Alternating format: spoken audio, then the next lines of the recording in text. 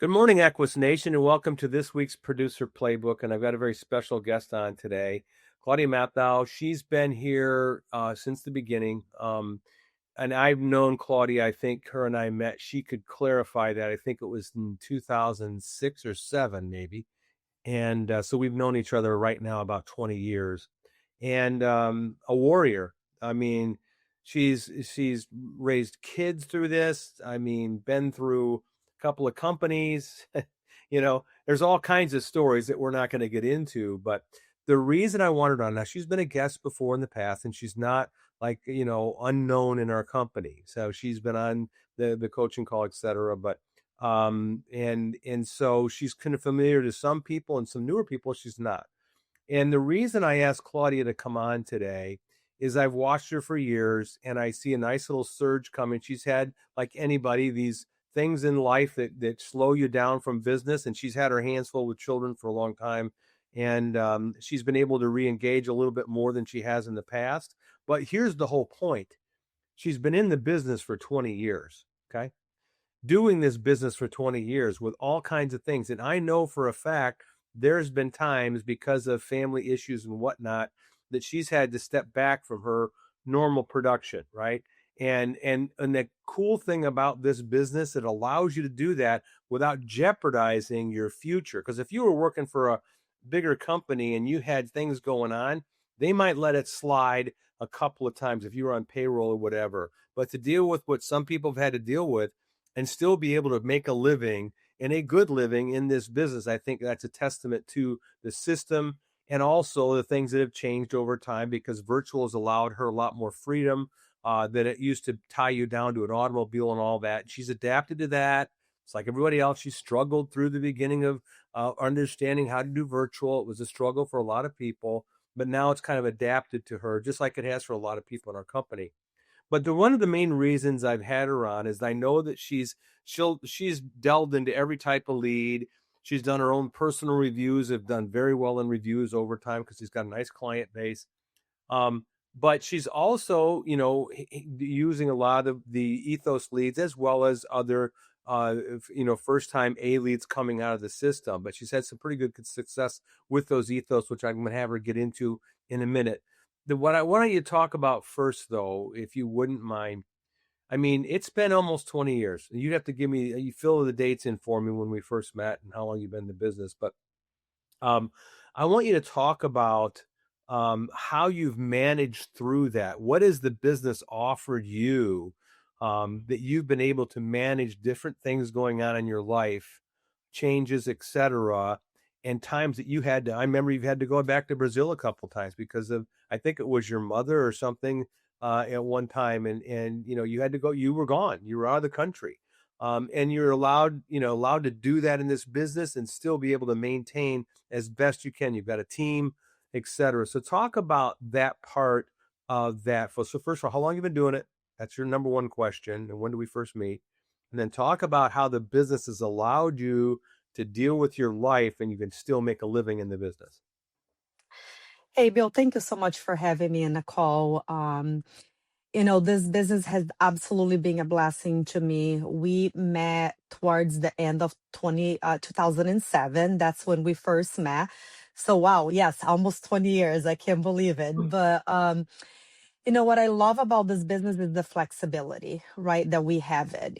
I am a mother of 5 children and having the flexibility that I can work from home, provide for my family, and being very much present in their life. It's definitely something that if I look back in the last 5 years of my life, right, I wouldn't be able to keep a corporation job, and make the money that I make it, just because they're not going to allow me to take off when I want to. Just go to Brazil, visit my family when she was going through cancer. My mom was going through cancer treatment. It just, there's nobody that will ever keep me paying a salary that I'm able to make it here, and having the flexibility that I have it. Okay. Of course, you mentioned about the ups and downs of the business. I have been blessed that I made, multiple six figures income in the business. In the last 2.5, 3 years, I kind of took a step back a little bit, Bill. I went through a divorce after 22 years, had the children. We had a lot of things to go through, as a family. Mhm. And I just was able to take a step back. This business provides us a way to save money and do that when needed. My children was the most important thing for me at that point, and I didn't stop working, but I was able to just work maybe 1 or 2 days a week and still make the income that I needed. Um, you know, so for me is there's a lot of blessings in this business, but being able to be a mom, I adopted my child 5 years ago. I did foster as a ministry for the past 7 years. So there's so many things going on in my life, but being able to provide for my family. And if I need to put my foot in the gas again and just go for it, like I start in January, hey, I can, I have the flexibility of doing that. Yeah, and the other thing that I notice about you too, and I've always respected, and you and Carlos both, coming from another country, both of you come from Brazil, and I look at you and the high level production that the two of you are able to do, and I think it's a testament to a system that you can put in place and make it plug and play no matter what your background is. I'm sure you get frustrated with people that talk about their problems, et cetera, and you're thinking to yourself, you have no idea what I've been through. 5 kids, the divorce, my mother, and I come from another country, and I'm still whipping your butt. So it's got to be a little frustrating in some cases because you know that you can. I mean, I think it's so cool that you could dive into this business and make this business work and be a business owner and make it adjust to you and work it around. So, some people come in here, Claudia, and they think, oh, I've got to be the top, top, top, top. You can make a darn good living without having to be the top, top, top, top. And you've got other things going on, right? And I talk about that part of it, the flexibility it offers you, and how you've been able to manage that. How did you adjust your schedule to the virtual when you went from, because that's obviously had to help, is going from door to, going in home and then doing virtual, especially with all the things you got going on. It was a huge help. First when, 2020 happened, we started working virtual. I was just like, I can't stay home. This is too much. As soon as I could, I went back to the field. I'm like, why am I doing this? You know, so it gives me the flexibility, Bill. I get to put my kids in a bus. I get to get them out of the bus. I take a break to serve them dinner, have dinner with the family. It fits the schedule, but you also got to think about it that you have to be very consistent to your schedule, and you cannot allow distraction, right? Because for me, I don't have an option. I gotta make income for the family. Right. I don't have an option. So it's that mentality of there's no excuse. I'm not going to make excuse that I can see here, Bill, and say, I have a lot going on. I have 5 children. There's a lot of things going on. My daughter's getting married during the summer. There's a lot of things going on, but like for me is I don't use as an excuse. I use that as a motivation. That's basically what I do. My English ain't perfect. I am in appointment sometimes like, oh, I messed up that. But you know what? I don't use as an excuse, Bill, because it shouldn't. It shouldn't. It will become an excuse if I allow that to become an excuse.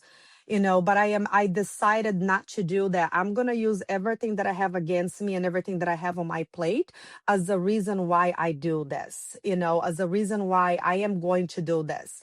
I started this year. Last year was the lowest income year for me because I really slowed down last year. And I decided to start January and say, like, I'm not competing with anyone in a leaderboard. I'm competing with, I want to be a better producer, a better leader, and a better human being than Claudia was last year. I want to make sure that every day I'm going to be working a lot more and not using excuses not that I use excuse, Bill, I needed that time with everything I was having going on with my children and my life. It was not an excuse. I needed that time. So, but this year I don't want to have the results that 2025 gave me. I want to have the results that the other years gave me. I want to go back to the multiple six figures income. And what I do is there's no excuse. I am moving. And everybody's asking, having a great last couple weeks. Like, yes, because I need to make sure that I have my goal and I got to push very hard so I can take a week off. Let's get to one of the other topic then. And I called you a week or so ago, and you said, "Give me some time, make sure this stays." So I've been watching your numbers, and you know how I feel when I see somebody that's been with us a long time. I've always watched people, and they'll be cruising along, and all of a sudden I see a spike, and I want to see that spike last. And then I want to get you on and talk about ups and downs in the business, and then re-energizing, re-engaging, which is really cool that you can do that in this business. But I get questions all the time. I get people saying, I now I do my Thursday call where I've got my a breakout session. I get a lot of people asking questions about ethos leads and so on. How do you talk to them, et cetera? And this is what I've always heard from you, from Lori, from other people that have been using these leads, from Mugs, and they said, they're probably the best leads we have because these people really want insurance, but they're also the toughest leads we have. They're very difficult to get a hold of and set appointments with. But once you get them narrowed down, they're pretty simple. They're looking for coverage. They're not a hard sell by any stretch. Talk about how you've dealt with them, and you've had quite a bit of success with them in the last month. So talk about that. What have you done? Are you saying anything different? What's your secret sauce, so to speak? Bill, Ethos leads, like you said, I love working with them. It's a different type of no, it's a different type of objection, but at the same time, it's not expensive leads. So we need to have the mindset that, if you purchase 10 of the newer leads, you might gonna have 5, 6 people telling you no right away. Mm-hmm. Don't let that get to you. It's just that's what is gonna happen because every 10 leads we're spending like $160. If you write 1 or 2 apps out of that, you made the money. Oh, You know what I mean? You made the money, even if you write one app. So you gotta have the mindset that do not allow the no get to you. Okay, because you're gonna get no. You're gonna have people that are gonna tell yes, book an appointment, and don't answer the phone and ghost you forever. So you gotta have that mindset that you're going to get a lot of more no than calling a brand new A lead, mortgage protection lead, or fine expense lead. sure. It is a customer service. So basically, what I'm doing is I'm just want to find out, Bill, why did you stop your application for life insurance? What can I do to help you? Do you have any questions? And then going back with, hey, by the way, when you're doing your application online, there's only a couple products that you can do on your own. But with me, I have access to many top A insurance carriers out there, and I'm going to be able to get you a much better price and a lot better benefits. That's it. If they want a great, if not, just tell me no and let me call the next person. Wow. You know, that's Yeah. basically the mindset. I'm not going to chase anybody, Bill, because I know it's going to be, I know, the past, for the past 9 months, the only leads that I had purchased was Ethos leads, okay, that I have been working with. And the reality is sometimes you're closing a client this week that you talked to them 2 months ago Mm. you know but as long as they're not telling me no, I'm going to keep dialing them. I put them on my CRM and I keep dialing and keep dialing, and I don't stop until they tell me no. Like I just don't. And you got to, but again, you got to keep purchasing leads and circle back to the leads, right? It's not like you spend $500 today and 2 months later you're still working the same leads. It's just not going to work. Yeah, and you made a great point because I've talked to many people they'll I'll get them on my breakout and they'll say, well, I started calling these leads and I'm just making dial after dial, not getting anywhere. And I said, well, how much did you spend for the lead? $1 a lead, or whatever, 50 cents. I'm thinking, and then I ask them, what is your expectations out of that investment? My expectations is zero. My expectations I'm going to get better on the phone. And if I happen to find somebody that slipped through the cracks and I write an app, what a bonus, because it's cost you 50 cents or $1. Why do you think the good mortgage mailback leads are $69 or whatever they are, so $80, whatever it is? Why do you think there's a major difference there? And I love your mindset too. You're just like, this is only $160 investment for 10 leads. If I get one sale, I'm so far ahead. And you are so far ahead because I've also heard the average premium's a little bit higher than an average mortgage protection premium on top of that. What is it that you found that most people tell you when when you ask them, what was the reason you stopped your application? A couple things. I get a lot of wives that start the application for the husband and he wasn't there to finish. That's Okay. So you're going to call, a male name and a female is going to answer. That's the wife. Okay. So again, she knows there's a need. You just go ahead and book an appointment with both of them. A lot of people just get tired of answering questions and they start and then don't end it. That's mainly, I will say, I think the majority of the numbers are people that didn't stop the application because it was taking too long. They say there were no medical questions. Now they're asking all those questions and they get frustrated or they get sidetracked. How many times do we start something, Bill? Like I'm doing something and somebody come and say, Mom, like, can I have this? And you stop and then you forget. you know it's just the reality for those leads, and a lot of people say it's too expensive. Hey, no problem, Bill. Here's what I can do for you. Again, I repeat it over again. I understand, online you only have access to a couple different products that you can do on your own, but with me you're going to have access to 20 different insurance carriers, and I am going to do the shopping for you, and I got you. I'm going to take care of you from start to finish. Let me tell you something. You hit things rattling around in my head. I've probably stopped things online 30 times in the last 5 years, myself personally. Just like, "God, I need to talk to a person." I mean, if you knew how many times, and Cheryl's heard it, that I'm on the phone trying to take care of something. I want to talk to a human being. You're not getting to the point of my question. Whatever your automated system is not covering what Yeah. I need.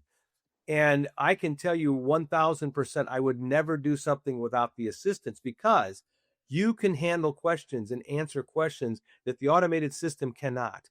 That's why a lot of these leads are falling through the cracks, is people like, okay, I got a question about that, and there's nobody to talk to. So it turns into a lead, which what you found though, what's so cool, the reason they got on in the first place is somewhere in their brain, somebody wanted to look at coverage. That's all I need. So I can open up the conversation and really find out what they're looking for. And all you need is about 3 or 4 minute conversation to determine what's going on and whether I can help you. I love your attitude, because this is the attitude I want everybody to understand. It's processing. If you listen to Deanna Cooper, even when she's calling brand new leads, she's processing. She's finding the people, right? And she's getting to that person immediately. You're processing. I'm not here to waste your time. I'm here to help you. If I can, I will. Not, I got to move on to somebody else. I'm looking for the people that are really looking for help. So you do the appointment? I'm assuming if you get them on the phone, you don't let them get away, right? No, no. The idea is to start and finish the appointment with the application. Okay. And another thing too, Bill, that I want to mention that we get it a lot is ethos only give you the option that they think that's the right thing for Right. you. So for Right. example, if you're 40 years old, they will just offer you a term policy, but that person has like engraved in their mind, I need the whole life because that's what mama told me that I needed, and that's it. They stop because ethos don't allow you to choose it. They just give you a Yep. term or a whole life. And with some of the IOLs products that we have we are right there in the middle. We can give them the best of both worlds, right? So those are the main options. But when they answer the phone, the idea is to keep them on the phone, okay? Unless you're noticing that they're busy, they're not paying attention. Okay. They're at work and they're Yeah. distracted. Yeah. But if not, just get them on the phone, call early in the morning, call during lunch break, after 4:30 is a great time for you to start dialing again. Because, somebody don't pick up the phone if they book an appointment with me. I'm dialing because, that 5 o'clock, it's a time that somebody is just free, to pick up the phone. So just keep dialing those folks in different times, use different numbers. You know what I mean? In this business, we can only have one cell phone. I have my business and my personal cell phone. Just keep dialing. If they tell you a soft no today, 2 weeks from now, they might tell you a yes. I think most people need to understand how they look at these, because, and I've actually had people tell me that, well, they couldn't find a product with ethos. I'm thinking the ethos lead doesn't require you to use an ethos product. Okay. You go outside it. In fact, you want to remove yourself from ethos as quickly as possible. You're using that lead as a lead system. In other words, In other words, we are finding the people that have an interest. Whether we can help them or not, we're going to find out pretty quickly, but they want to talk to somebody about coverage. So you're already out of, like you said, they give you so many limited options when with Ethos initially anyways, that you're probably going outside of them anyways to find another product with all the other carriers that we have. So use it as a lead source strictly. Just because it says Ethos on the lead is not necessarily going to have to be an Ethos product, right? I am affiliated with Ethos because I am appointed with Ethos, Yes. Bill, but I don't have to sell Ethos products. I'm going to do what is best for my client Right. and for their need. Wow. Dynamite stuff. I think it's really just thought process. That's why I like watching you all these years, because you've had to battle mentally different things, different procedures, language, personal problems, products, changes in company, all this stuff. Here we are, full circle 20 years later. It's just crazy. But you and I know what you had to deal with because you and I have dealt with the same thing. And so it's just crazy watching you being able to adapt and its mindset. End with this. I want you to end with this, and we'll call it a day. Talk about giving people advice. How do you adjust on the fly? How do you adapt to change? How do you make that work? What kind of self talk does Claudia do to herself all the time to make sure she's adjusted for whatever change is coming?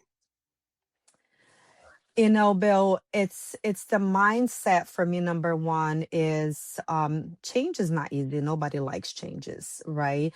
I don't like changes. Maybe there are people out there that like it. I don't. I like to be comfortable. Who doesn't love to be comfortable, right? And like you learn, but throughout the years in my career, we first started with mortgage protection, then the mortgage market crashed. We had to learn how to run final expense Yep. and door knocks. So the reality is we can see whine and complain, Bill, but that doesn't pay the bills.